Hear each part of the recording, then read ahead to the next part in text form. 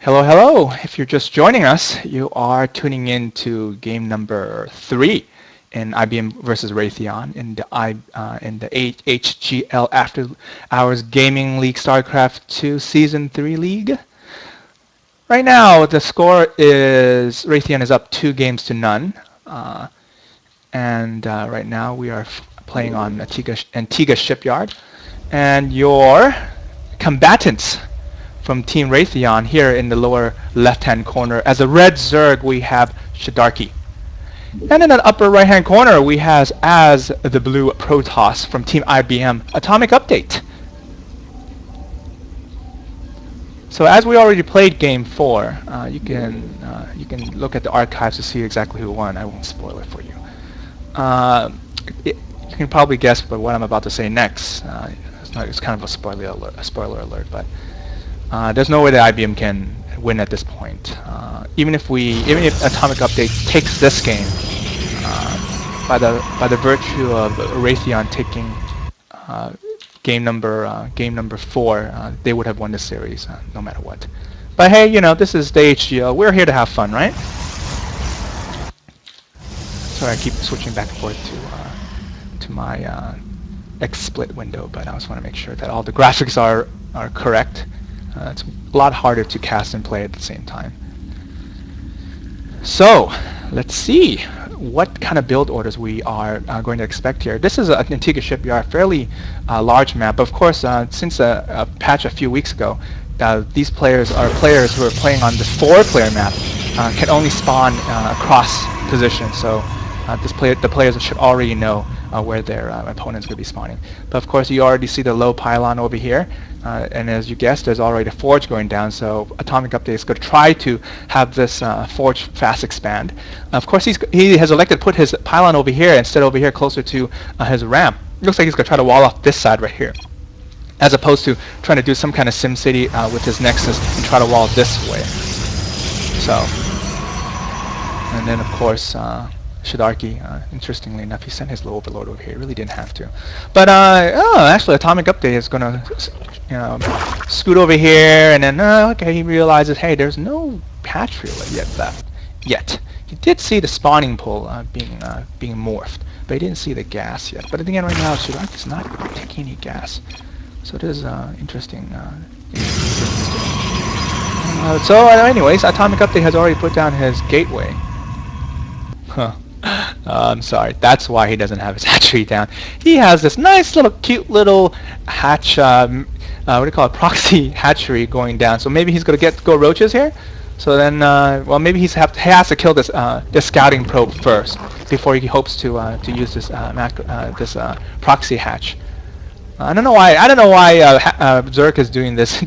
Protoss has done nothing to provoke him. Maybe it's just the fact that this game is just for fun, and there's no way that IBM can win. So he's just going to have local fun with proxy hatch.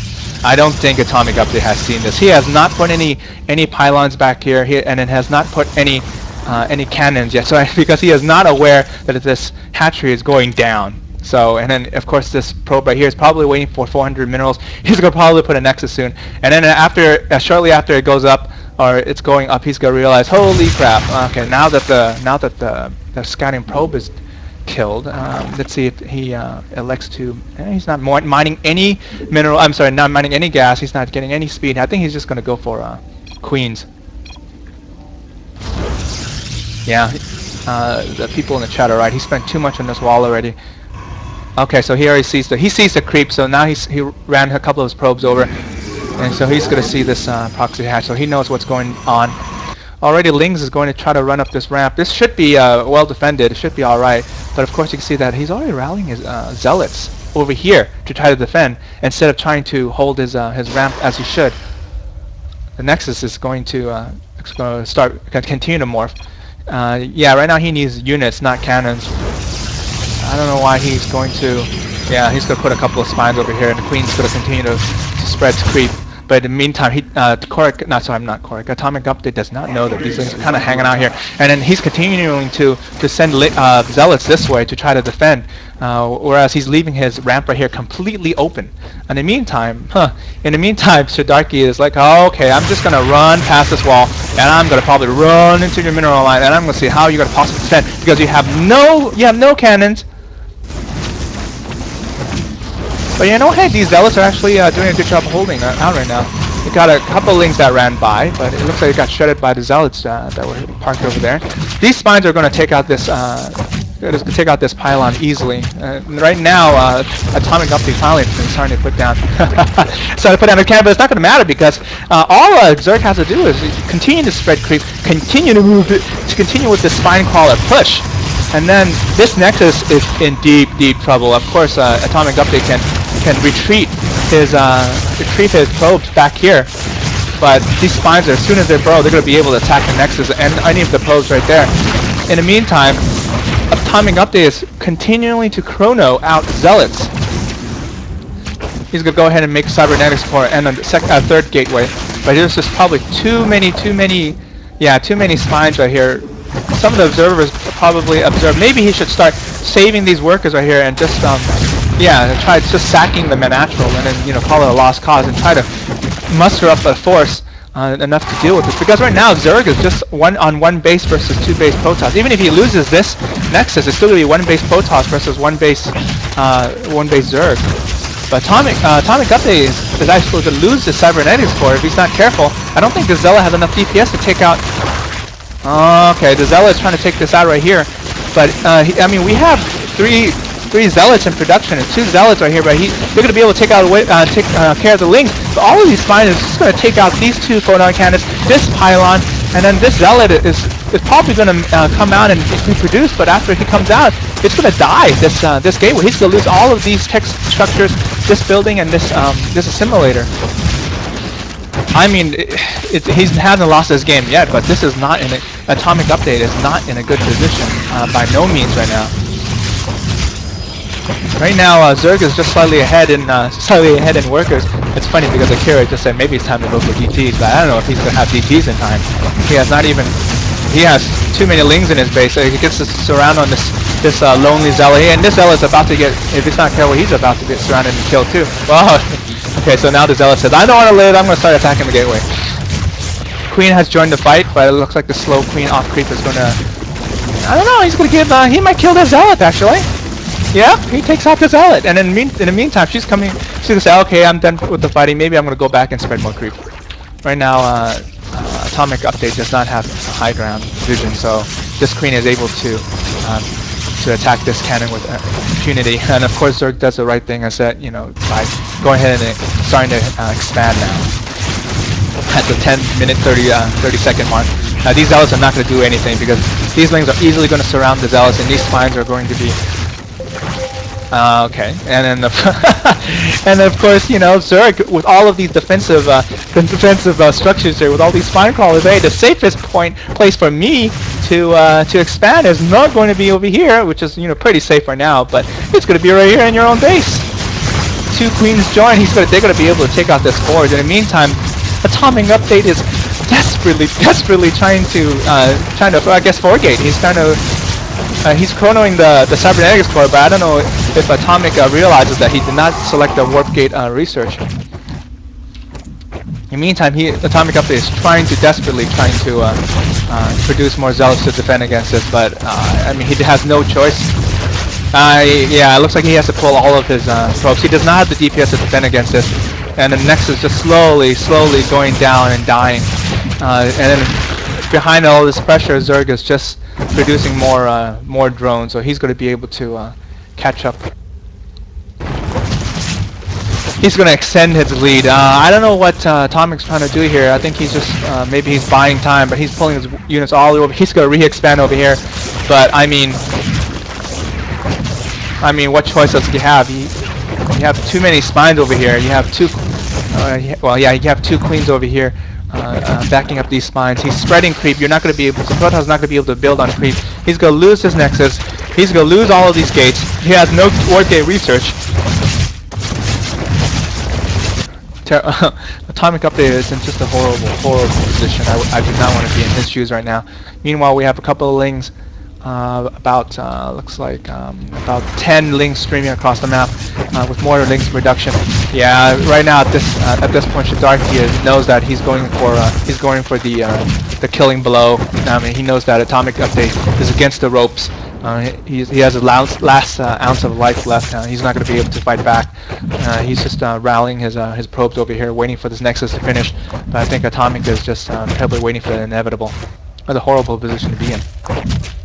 Yeah, these 6 mines are just going to town. We have 3 zealots holding the ramp right here. They're going to probably be able to defend against all of these lings right here. That they form a wall. Yep, they do, and it should be okay. The probes join in it, but they should really be sent back to mining. Yeah, all the productions, all of the buildings are completely destroyed. The only thing left right now is he's got a Nexus, a cybernetics core, this pylon, another pylon he's rebuilding, and he only has 1 single gateway. Lings continue to stream in, take out this pylon, unpowering the cybernetics core, and more lings continue, slow lings of course. Continue to stream in right here. They're going to be able to run right up the ramp and possibly get its around. No, they're going to instead try to run up this choke, but this single zealot's will be able to hold a couple of lings. The second zealot's kind of sitting back there. Okay, the zealot's dead. Probes have been pulled to try to defend. In the meantime, the spine crawlers are continuing to be pushed. The queens are continuing to spread creep tumors. So they're just going to slow push back into this base, and then Atomic says, hey, never say die, never quit.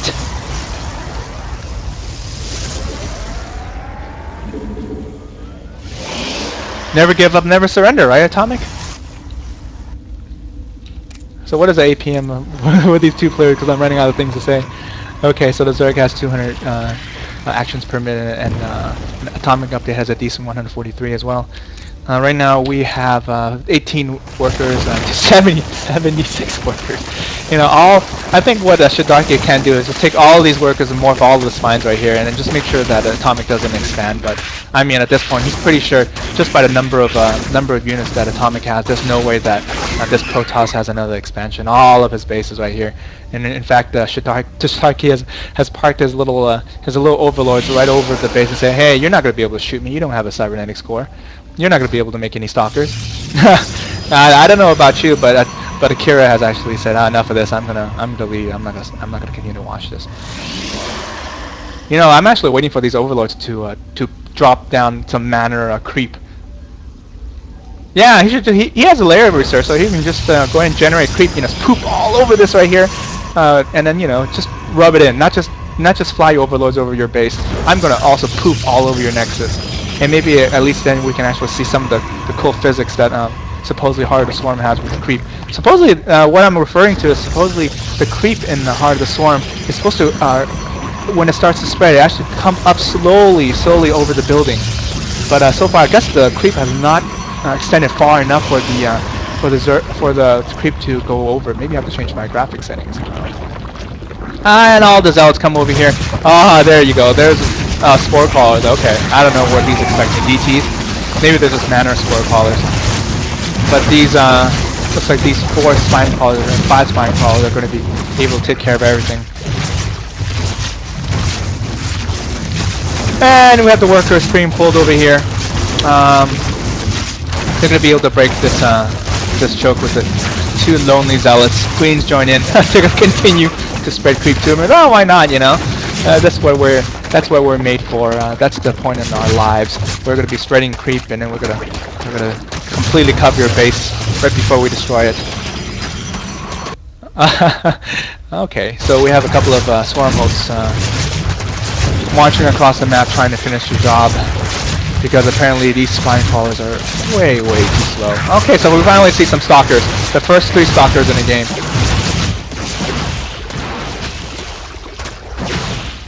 Queens are just content just to hold back right here. Lings are continuing to swarm in. They should be able to nip very slowly at the stalker right here until he's dead. While his 2 buddies behind him are shooting right over his shoulder. He loses a single stalker. And these two lings right here, now down to one ling as they're able to go. Oh, and here comes the locusts from the swarm hosts that are burrowed over here. And it looks like it's going to be haha GG! And Raytheon with that nice victory has won the series in 3 games to none. So it doesn't matter if Game 4 would have been played. Raytheon has won. Congratulations, Raytheon. Good luck in the playoffs.